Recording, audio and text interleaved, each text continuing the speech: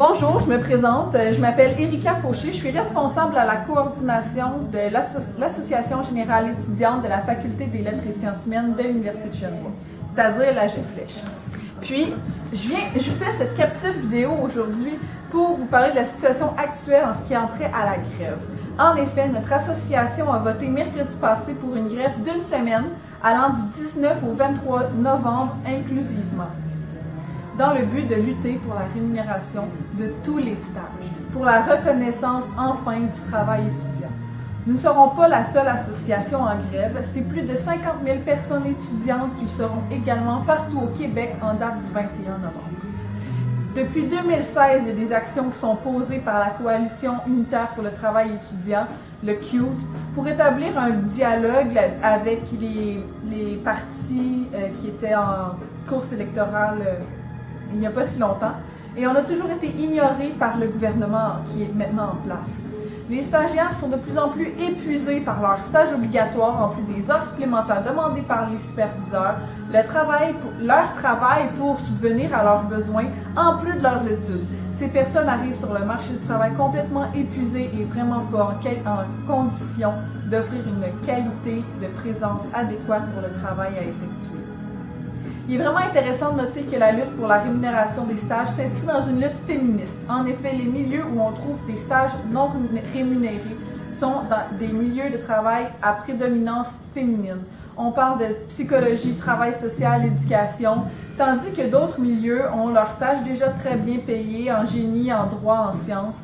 Bon, le but ici n'est pas de créer une division, mais de comprendre les enjeux de la lutte. On ne réclame pas une baisse de leur paie, on réclame une augmentation de la nôtre. La non-rémunération des stages reproduit les inégalités sociales. Comme chaque situation est différente, on constate que les prêts et bourses sont plus suffisants. En effet, ce ne sont pas tous les parents qui sont finalement en mesure d'aider financièrement leurs enfants vers l'obtention d'un diplôme. On demande donc que tous les stages soient rémunérés afin de pouvoir réduire les inégalités sociales et pour que tout le monde ait accès équitablement à leurs études qu'elles convoitent. La limite entre les stages d'observation et les personnes qui ont une charge complète d'une tâche de travail est vraiment difficile à délimiter. Dans les milieux de travail, des lois protègent les employés et exigent une paye pour toutes les heures qui leur sont demandées, incluant la formation. Puisque les stages se passent sur les milieux de travail, nous demandons que ces heures soient payées également au même titre que dans d'autres domaines de formation. Nous invitons d'ailleurs chaque personne ou organisation à être solidaire dans cette lutte, puisqu'elle concerne tout le monde. En effet, peut-être que vos enfants vont étudier en sciences humaines.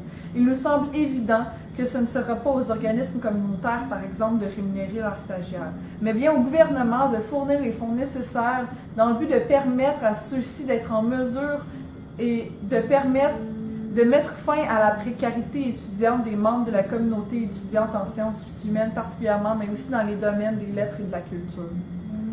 Cet argumentaire n'est que la pointe de l'iceberg. Pour plus d'informations, je vous invite vraiment à visiter le site grèvedesstages.info ou le site internet du CUTE, le Comité unitaire pour le travail étudiant, où vous trouverez toute l'information nécessaire, que ce soit les associations en grève, les différents organismes impliqués dans la lutte, l'historique des actions effectuées depuis le début de la campagne.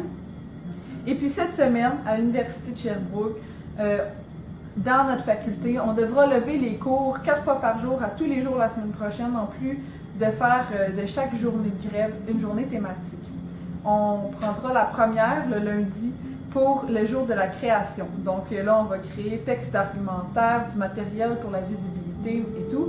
La deuxième journée se nomme Révolution. On va faire des ateliers sous les différents thèmes et enjeux soulevés par la lutte. Les inégalités, le féminisme, mais aussi tout ce qui est de la condition étudiante. Les thèmes sont multiples et non limités dans ceux que je viens de nommer. La troisième journée, c'est la journée de la manifestation tentaculaire, ici même à Sherbrooke. C'est une manifestation régionale, mais il y en aura dans d'autres villes où il y a aussi des associations étudiantes en grève. Puis jeudi, c'est la journée d'exploration. Donc là, notre souhait, c'est de faire le tour des milieux où il y a des stages non rémunérés pour faire du piquetage, pour faire de la visibilité, pour notre lutte. Puis finalement, vendredi, c'est le jour du repos. On devra quand même lever les cours cette journée-là, mais peut-être qu'il faudrait aussi se préparer pour reprendre en fait ce qu'on aura manqué, aussi faire nos travaux finalement pour pas faire nos travaux vu que c'est une journée de grève, mais de comme prendre soin de soi parce que tout le monde est vraiment épuisé. Si seulement nos stages étaient rémunérés. Finalement, je voudrais remercier tout le monde qui participe de près ou de loin à mettre fin aux inégalités. Mais puis à toutes les personnes aussi qui vont s'impliquer dans ce mouvement qui a fait finalement qui a fait beaucoup d'écho auprès des membres de notre association. Puis pour terminer, je voudrais remercier Eliade Auclair-Gendron pour son aide immense dans la création de cette capsule.